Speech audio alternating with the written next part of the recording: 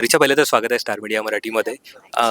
पहिलं तुझं नाटक येतंय, तर कसं वाटतंय तुला, त्याबद्दल काय सांगशील? आणि ओव्हरऑल रिहर्सल वगैरे याबद्दलही काय सांगशील? येस, पहिलं नाटक आहे. सो एक्साइटमेंट लेवल ऑन हाय. दडपण पण आहे, रिस्पॉन्सिबिलिटी वाटते कुठेतरी की सगळ्यांना आवडेल की नाही. पण देवेंद्र पेम सरांनी माझ्याकडून जे करून घेतलंय आतापर्यंत, जे ट्रेनिंगमध्ये, वर्कशॉप्समध्ये, ते इट्स स्पीचलेस. बिकॉज त्यांचा विजन खूप वेगळा आहे आणि त्यांचं ट्रेनिंग प्रोसेस पण खूप वेगळी आहे. कुठेच ते असे तुम्हाला रेस्ट्रिक्ट करत नाही की तुम्ही हे करावं, ते करावं, असंच करावं, तसंच करावं. क्रिएटिव्ह फ्रीडम मिळतो आणि तुमच्यात काय चांगलं आहे ते तुम्ही आणा, ते तुम्ही समोर सादर करा आणि त्याच्याने लोकांपर्यंत पोहोचा. दिस इज व्हॉट ही सेज. तर त्यामुळे गोष्टी खूप इझी झाल्या माझ्यासाठी, कम्फर्टेबल झाल्या आणि छान वाटल्या. अजून म्हणजे एक्साइटमेंट लेवल वाढली त्यामुळे. नक्कीच हे गाजलेलं नाटक आहे आणि आज तू परफॉर्म करतेस या नाटकामध्ये. सो तुला काही दडपण होतं का, की एवढं गाजलेलं नाटक आज माझ्या पदरी पडतोय? सो तेव्हा काही अशी धाकधूक उडाली होती का? धाकधूक होतीच. जेव्हा ऑल द बेस्ट नाटक आहे, original all all the best हे कळलं, जे इतक्या दिग्गज कलाकारांनी हे नाटक केलंय. सो असं वाटलं की बापरे, आपल्याकडून होईल की नाही, होईल की नाही. पण सरांनी खूप क्लिअर सांगितलं होतं की हे तुम्ही तुमच्या वेनी करा, ही पार्टी तुमच्यासाठी खूप कोरी आहे. कुठेच मी तुम्हाला असं म्हणणार नाही की तुम्ही असं करावं किंवा तसं करावं किंवा ह्यांच्यासारखं नाही. हे तुम्ही तुमच्या पद्धतीने समोर आणा आणि लोकांपर्यंत पोचवा. सो धाकधूक असण्यापेक्षा एक्साइटमेंट आहेच आणि मजा वाटतेय पूर्ण प्रोसेसमध्ये. कारण कलाकार पण सगळेच सीनियर आहेत आणि ह्यात मुरलेले आहेत. तर ह्यांच्यासोबत करतानाही बऱ्याच गोष्टी शिकायला मिळत आहेत, नाविन्याने कळत आहेत आणि प्रोसेस खूप छान झाली आहे. कारण खूप फन आहे. कॉमेडी नाटक असल्यामुळे एन्जॉयमेंट जास्त आहे. सीरियस आहोत काम करताना, म्हणजे सीरियसनेस असतोच. पण इंटरॅक्शन जे आहे किंवा गिव्ह अँड टेक्स आहेत, त्यात खूप फन आहे. टायमिंग कसा असतो, काय असतो ते कळून येतंय आणि ते शिकायला मिळालं. सो ह्याची खूप मजा वाटतीये. नक्कीच रिचा, गाजलेलं नाटक आहे. तू किती वेळा पाहिलं होतंस हे नाटक? खरं सांगू तर मला हे पाहायला नाही मिळालं ह्या जनरेशनमध्ये असल्यामुळे. पण सगळ्यात छान गोष्ट ही वाटते की I have gotten this chance to be a part of all the best, जे परत एकदा येतंय. सेम नाटक पण एका वेगळ्या वेने.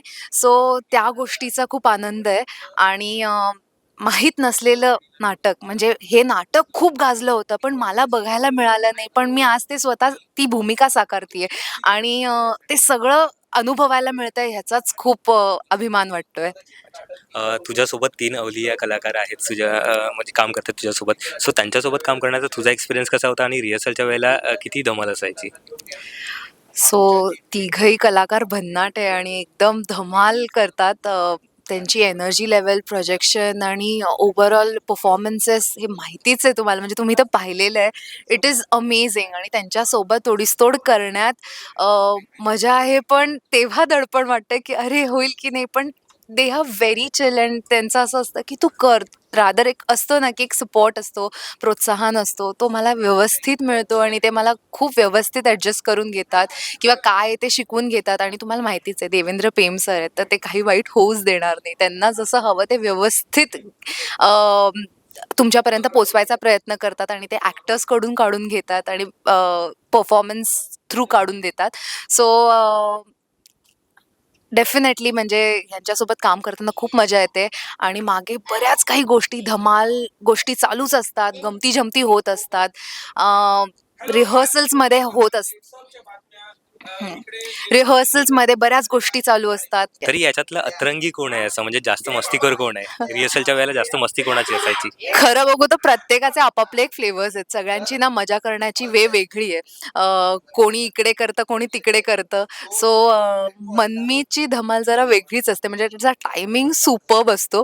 तेच मयूर म्हटलं तर मयूर बोलत नाही. ह्याच्यात ऑल द बेस्ट नाटकात त्याचं बोलण्याचं काही नाही. पण तो जो रिएक्शन्समधून ज्या काही गोष्टी करतो ना, ते खूप सुपर्ब असतात. आणि विकास म्हणजे लाइक ही इज अमेझिंग. त्याचं टायमिंग सुपर्ब आहे आणि अशा आपण काही गोष्टी एक्सपेक्टच करत नाही आणि असा टायमिंग तो काढून देतो आणि वी आर ऑल लाइक की ओह माय गॉड. अँड आता आमचं सगळ्यांचं लाफ्टर सुटणार आहे.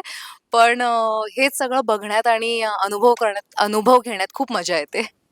रिहर्सल बरेच दिवस चालले असेल वगैरे ते, सो असा एखादा किस्सा जो अजून लक्षात आहे किंवा फन काहीतरी झालंय, अशी मस्ती झाली की नेहमी लक्षात राहील असं? दररोज आमचे तालिमी चालत असतात आणि दररोज काही ना काहीतरी वेगवेगळ्या गोष्टी होत असतात, घडत असतात. वेगवेगळे किस्से होत असतात. असं काही स्पेसिफिक किस्सा आठवत नाही, पण एक गोष्ट जी नेहमीच होते, मोहिनीचं कॅरेक्टर असं आहे की ह्या तिघांचं म्हणजे विजय, दिलीप आणि चांग या तिघांना व्यंग आहेत. सो एक बोलू शकत नाही, एकाला दिसत नाही आणि एकाला ऐकू येत नाही. सो तिघांचं काही ना काहीतरी चालू असतो, राडे चालू असतात. पण मोहिनीला जेव्हा एखाद्याशी कॉन्व्हर्सेशन साधायचं असतं, जसं ती दिलीपची कॉन्व्हर्सेशन साधते आणि मागे चँग आणि विजय जे काय धमाल धुमाकूळ घालत असतात, पण ते मोहिनीला खूप कन्व्हिक्शननी द्यायचं असतं की नाही, नाही, नाही, हे म्हणजे हिला काही दिसत नाही किंवा हिला काही कळत नाही, ते दुर्लक्ष करायचं असतं आणि she is more into what the other person is saying. पण ते करण्यात असं पण बऱ्याच वेळा होतं की धुमाकूळ ऑफ स्क्रिप्ट चालू असते आणि मग ते नंतर जाऊन कळतं की अच्छा हे पण गोष्ट झाली जी मला कळलीच नाही. सो अशा बऱ्याच काही किस्से घडत असतात आणि so fun element is always there. So प्रेक्षकांना एवढंच सांगू इच्छिते की ऑल द बेस्ट नाटक हे येतंय फायनली आणि 2 तारखेला ह्याचे प्रयोग लागतायत. तुमच्या जवळच्या नाट्यगृहाला जाऊन तुम्ही नक्की बघा. ज्यांनी पाहिलंय ते परत या रिलिव्ह करायला आणि ज्यांनी नाही पाहिलंय ते नक्की येऊन बघा, कारण कॉन्सेप्ट वेगळा आहे, जॉनरा वेगळा आहे, कॉमेडी आहे, पूर्ण धमाल आहे आणि स्टोरी वेगळी आहे. मॉरल मिळतो बेसिकली ह्याच्यातनं. सो तुम्हाला नक्की आवडेल. प्लीज या आणि भरपूर प्रोत्साहन द्या. Thank you so much.